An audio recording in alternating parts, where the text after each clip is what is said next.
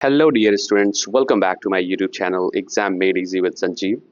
Dear students, आज हम देखेंगे प्रीवियस ईयर 2024 में आए हुए 30 MCQ क्वेश्चंस पेपर को और जानेंगे कुछ डिटेल्स को, कुछ ऐसे इंपॉर्टेंट पॉइंट्स को भी हम लोग डिस्कस करते हुए चलेंगे जो कि एग्जाम के पर्सपेक्टिव से काफ़ी इंपॉर्टेंट होने वाला है। तो शुरू करते हैं। क्वेश्चन नंबर पहला क्या है? Notice issued by government generally appears इन। जो नोटिस डिपार्टमेंट से छपती हैं, डिपार्टमेंट से नोटिस को जो पब्लिश किया जाता है तो वो कहाँ पे पब्लिश किया जाता है, वो कौन सी जगह है? ऑप्शन है newspaper, books, school notice board and court notice board. तो ऑब्वियस सी बात है, जब भी हम गवर्नमेंट के द्वारा जो भी नोटिस इशू होते हैं वो हमें जनरली दिखते हैं न्यूज़पेपर में, यानी कि ऑप्शन ए हमारा राइट आंसर होगा। और ये पहला क्वेश्चन जो 2024 में आया है, इससे पहले 2023 के जैक बोर्ड में भी सेम यही क्वेश्चन पूछा गया था। तो इसलिए मैं बार बार कहता हूं कि जितने भी एमसीक्यूज मैं करा रहा हूं उसको ध्यान से देखिए कि कैसे चीज़ें रिपीट होती हैं, और कुछ ऐसे इंपॉर्टेंट क्वेश्चंस होते हैं जिनको बोर्ड हमेशा जो है हर साल वो रिपीट करता है। क्वेश्चन नंबर 2 क्या कहता है कि what does the notice give to the readers. अब जो नोटिस निकलती है वो रीडर के लिए वो क्या देती है, उसमें कौन सी ऐसी चीज होती है? आपके ऑप्शन है greetings, information, invitations and all of these. तो जाहिर सी बात है, नोटिस जो है हमें क्या करती है? इंफॉर्मेशन देती है, यानी कि एक तरह से सूचना देती है। तो हमारा राइट आंसर होगा ऑप्शन बी। क्वेश्चन नंबर 3 क्या है? We should not include. अब यहाँ पे पूछा जा रहा है कि we should not include dash, यानी फिल इन द ब्लैंक्स को भरना है इसे हमें इन रिपोर्ट राइटिंग। अब रिपोर्ट राइटिंग से क्वेश्चन पूछ रहा है कि हमें क्या रिपोर्ट राइटिंग में इंक्लूड नहीं करना चाहिए। जो जो चार ऑप्शंस आपके सामने हैं, इसमें से कौन सा ऐसी चीज है या कौन सा ऐसा इसमें ऑप्शन है जो हमें रिपोर्ट राइटिंग में इंक्लूड नहीं करना चाहिए? तो हमें ध्यान देने वाले थे, नॉट पूछा गया है। आपके ऑप्शन है personal comment, data collected, information by witness and none of these. तो इसका राइट आंसर होगा पर्सनल कमेंट, यानी ऑप्शन ए जो है इसका राइट आंसर है। क्यों राइट आंसर है इसको भी जान लेते हैं कि रिपोर्ट राइटिंग में हमें अपने चीज़ों को, अपने जो पर्सनल ओपिनियन है उसको ज़्यादा इंक्लूड नहीं करना चाहिए, नहीं तो वो चीज़ें क्या हो जाएंगी? बायस्ड हो जाती हैं। यानी कि हमें एक तरह से न्यूट्रल होकर रहना चाहिए, तो पर्सनल कोई ऐसी चीज़ नहीं होनी चाहिए। तो 4 क्या कहता है कि which one is a component of article writing. अब यहाँ पे कॉम्पोनेंट की बात हो रही है, यानी कि कौन से भाग की बात हो रही है। तो इसमें से जो आपके ऑप्शन है, इनमें से कौन सा आर्टिकल राइटिंग का एक कॉम्पोनेंट है? इसमें ऑप्शन क्या क्या है? Greeting the audience, option B है salutation, and C heading oblique title, and D thanking the audience. तो हेडिंग ऑब्लिक टाइटल, यानी कि आप आर्टिकल राइटिंग में ग्रीटिंग्स नहीं करते हैं, सैल्यूटेशंस इसमें नहीं होते, क्योंकि सैल्यूटेशंस आपके जो है लेटर राइटिंग में होता है, एंड थैंकिंग द ऑडियंस भी आर्टिकल राइटिंग में इंक्लूड नहीं होता है। तो यहाँ क्वेश्चन नंबर 5 क्या कहता है? A formal letter starts with. अब यहाँ पे लेटर राइटिंग की बात हो रही है, तो फॉर्मल लेटर पूछा है। Formal letters starts with, option है date, sender's address, receiver's address and D है सब्जेक्ट। तो इसमें राइट आंसर होगा हमारा ऑप्शन बी, यानी कि सेंडर्स एड्रेस जो है वो फॉर्मल लेटर की इससे शुरुआत होती है, जो कि हमारे ऑप्शन में दिया हुआ है। क्वेश्चन नंबर 6 क्या कहता है? What does the poet expect the fisherman to do. अब यहाँ पे पोएट फिशरमैन से क्या एक्सपेक्ट करता है, यानी कि क्या उम्मीद करता है, इसको ये पूछा जा रहा है। तो ऑप्शन क्या है? Not to harm the whales, not to go in the sea, and sea है to be still and to catch small fishes। तो आपका राइट आंसर होगा not to harm the whales, यानी आपका ऑप्शन ए जो है राइट आंसर है, not to harm the whales। और ये क्वेश्चंस कहाँ से इसे लिया गया है? तो ये है कीपिंग क्वाइट से लिया गया है, जो कि पैब्लो नेरूदा ने लिखा है इस पोएम को। क्वेश्चन नंबर 7 क्या है? व्हाट डिड कमला दास से टू हर मदर। अब ये पोएम जो है माई मदर एट 66 से लिया गया है, जो कि कमला दास ने लिखा है। यहाँ पे पूछा जा रहा है कमला दास अपनी मदर से क्या कहती हैं जब वो पार्टिंग टाइम होता है, विदाई का समय होता है, जब वो एयरपोर्ट में जा चुकी होती हैं और उनकी मदर जो है बाहर से खड़ी रहती हैं। तो यहाँ पे ये पूछा जा रहा है कि वो क्या कहती हैं। तो गुड बाय कहती हैं, गुड मॉर्निंग कहती हैं, गुड नाइट कहती हैं, या सी यू सून अम्मा कहती हैं। तो चार ऑप्शन में हमारा जो राइट आंसर होगा ऑप्शन डी होगा, यानी कि कमला दास अपनी मदर को कहती हैं सी यू सून अम्मा। क्वेश्चन नंबर 8 क्या है? What blots the map of the slum children. अब यहाँ पे एलिमेंट्री स्कूल की बात हो रही है, जो कि स्टेफन स्पेंडर ने लिखा है, और बहुत ही कह सकते हैं कि एक ग्रूजम इमेजरी है। जब स्लम की इमेजरी उन्होंने दी है, पॉवर्टी की इमेजरी दी है, कुछ ऐसे स्कूल का उन्होंने डिस्क्रिप्शन दिया है जो कि बहुत ही ज़्यादा डरावना भी है। तो यहाँ पे जो स्लम में बच्चे रहते हैं, उनके जो स्कूल्स होते हैं, उसकी जो कंडीशन होती है, जो टैटर्ड कंडीशन होती है, बिल्डिंग्स खराब होती हैं, दीवारें खिड़की सब खराब होती हैं। तो यहाँ पे ये पूछा जा रहा है कि उस मैप में, जो एक मैप में दिखता है, वो स्लम चिल्ड्रन उसमें कैसे दिखते हैं। तो यहाँ पे क्या है option, garbage, blockage, stones in the streets and dirty slums. तो जो मैप में डर्टी स्लम्स को दिखाया जाता है, तो आपका राइट आंसर होगा वो है डर्टी स्लम्स हैं। यानी कि एक जो ब्लॉटेड होती हैं, जो कहते हैं ना मैप में कुछ ऐसी चीजें होती हैं, जैसे रास्ते को ऐसे दिखाया जाएगा, कुछ कच्ची सड़कों को अलग तरीके से दिखाया जाता है, रेल की पटरियों को दिखाया जाता है अलग तरीके से, वैसे ही एक मैप बनता है जिसमें आपको पहचान हो जाती है कि ये स्लम एरिया है। तो वो जो ब्लॉट है वो एक्चुअली स्लम एरिया को दिखाते हैं। तो इसका राइट आंसर होगा डी। नाइन क्या है, why was the road side stand built. अब अगेन ये क्वेश्चन जो है रिपीटेड है, ये क्वेश्चन जो है 2023 में आ चुका है और फिर से ये 2024 में यहाँ पे पूछा गया है। तो कह रहे हैं कि why was the road side stand built, ये क्यों बनाया गया रोड साइड स्टैंड, रोड के अगल बगल जो दाहिने और बाएं साइड जो स्टैंड होते हैं वो क्यों बनाए जाते हैं। तो ऑप्शन है two, so that people can wait here, ताकि लोग इंतजार कर सकें। To make it a bus stop, उसे बस स्टॉप बनाया जा सके। एंड सी है टू अर्न मनी, ताकि पैसे कमाए जा सके। एंड डी है टू हेल्प द ट्रैवलर्स, ताकि यात्रियों को हेल्प की जा सके। तो इसका राइट आंसर होगा option C, to earn money, इसका मेन पर्पज होता है। क्या है, French look for opportunities to skip school to do what. अब यहाँ स्किप करना मतलब होता है कि भाग जाने से है, यानी कि किसी चीज को न करने से है। तो फ्रेंच जो है हमारा कैरेक्टर है, जो कि प्रोटैगनिस्ट है चैप्टर का द लास्ट लेसन, कि फ्रेंच जो है जब भी अवसर पाता है स्कूल छोड़ के भागने का, तो वो क्या करना चाहता है। क्या वो वर्क ऑन मिल्स यानी काम करना चाहता है, कलेक्ट करना चाहता है बर्ड्स एग्स को, या गो फिशिंग है यानी मछली पकड़ना चाहता है, वाटर द प्लांट्स यानी कि पौधों को वो पानी देना चाहता है। तो इसका राइट आंसर होगा कलेक्ट बर्ड्स एग, यानी कि वो जब भी मौका, अपॉर्चुनिटीज मतलब होती है मौका या अवसर, तो वो जो है पक्षियों के एग्स को कलेक्ट करना चाहता है। फ्रेंड नंबर 10 क्या है, the rag pickers have no identity but they have. अब यहाँ पे पूछा जा रहा है जो रैग पीकर्स हैं, यानी ये क्वेश्चन जो है लॉस्ट स्प्रिंग से लिया गया है, जिसमें रैग पीकर्स की स्टोरी है। और कुछ बच्चे ऐसे भी होते हैं हमारी सोसाइटी में जो कि प्रॉपर एजुकेशन नहीं पा पाते हैं, पॉवर्टी में रहते हैं, टैटर्ड कंडीशन में रहते हैं।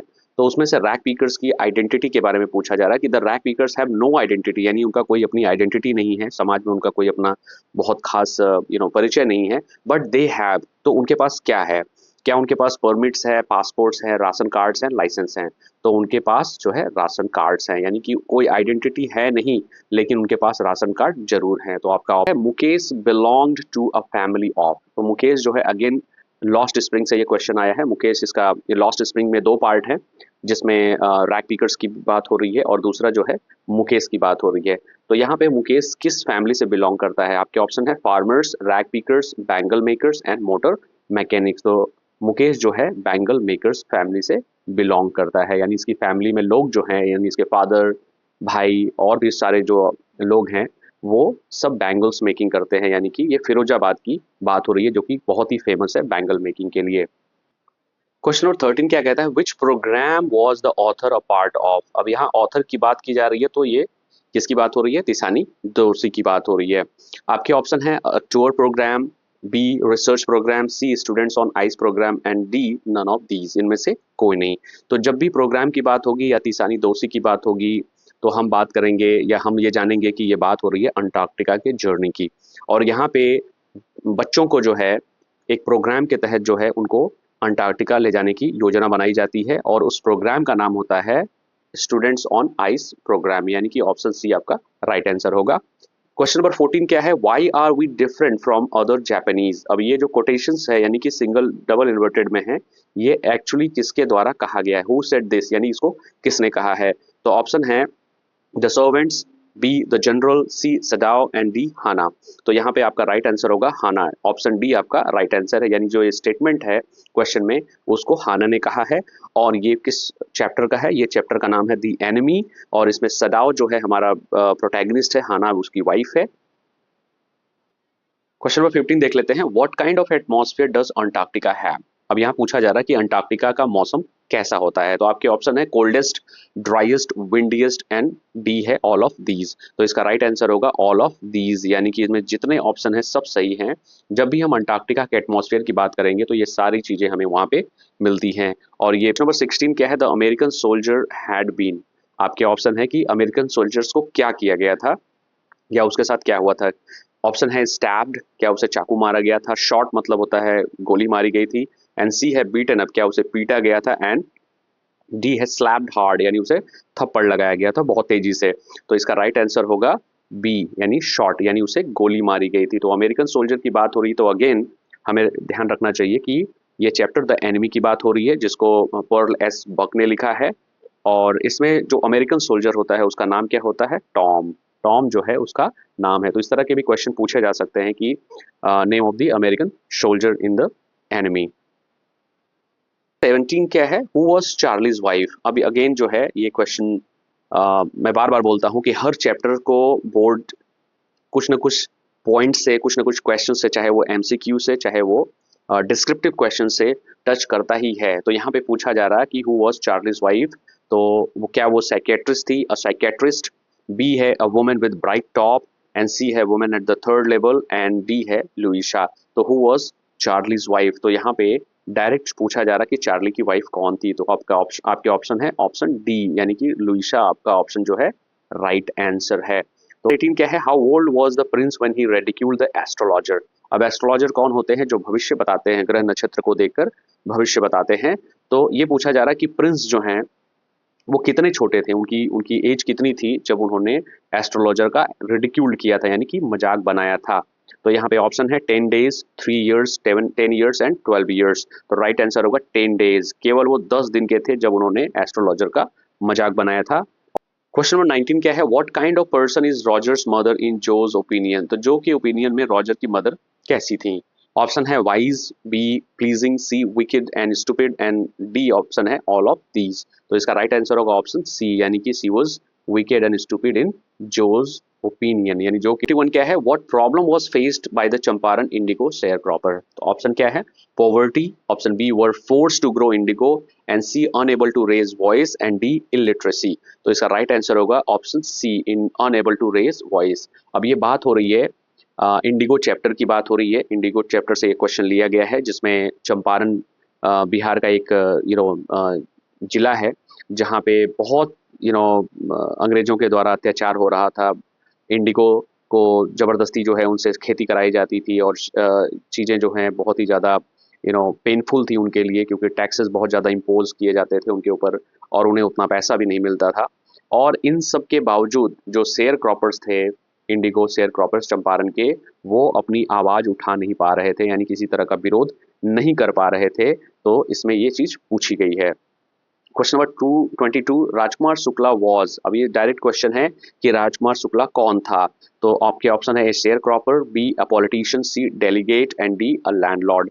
तो आपका राइट आंसर होगा option A a share cropper. तो ये राजकुमार शुक्ला भी चंपारण के एक फार्मर थे, एक शेयर क्रॉपर थे। क्वेश्चन नंबर 23 क्या है? Makeup room looked like. अब यहाँ पूछा जा रहा है कि मेकअप रूम कैसा दिखता है।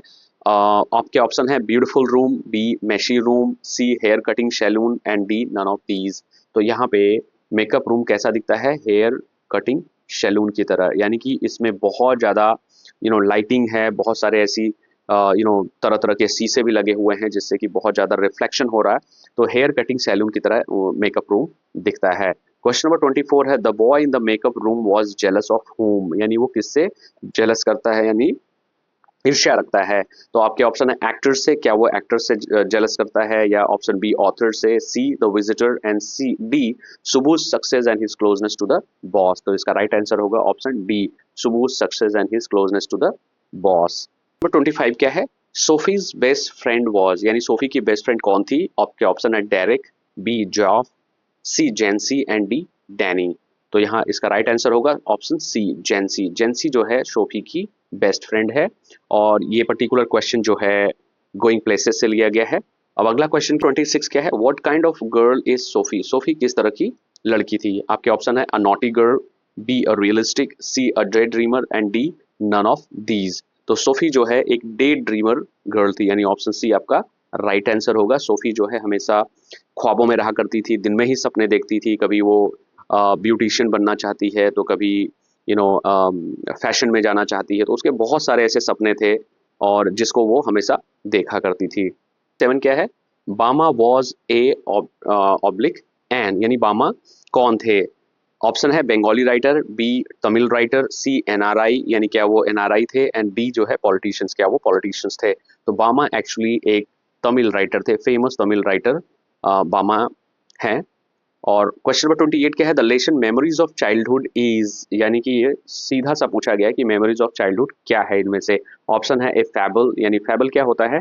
छोटी छोटी मोरल स्टोरीज जो होती है उसको हम फेबल कहते हैं। बी है लेजेंड, यानी कि कुछ ऐसी कथाएं, पौराणिक कथाएं भी होती हैं। सी एन ऑटोबायोग्राफी, यानी कि ऑटोबायोग्राफी मतलब होता है, ऑटो मतलब होता है हिम, एंड बायोग्राफी मतलब होता है जीवनी। तो जब खुद की जीवनी को हम कहते हैं, जिसको हम आत्मजीवनी कहते हैं, तो उसको हम इंग्लिश में ऑटोबायोग्राफी कहते हैं।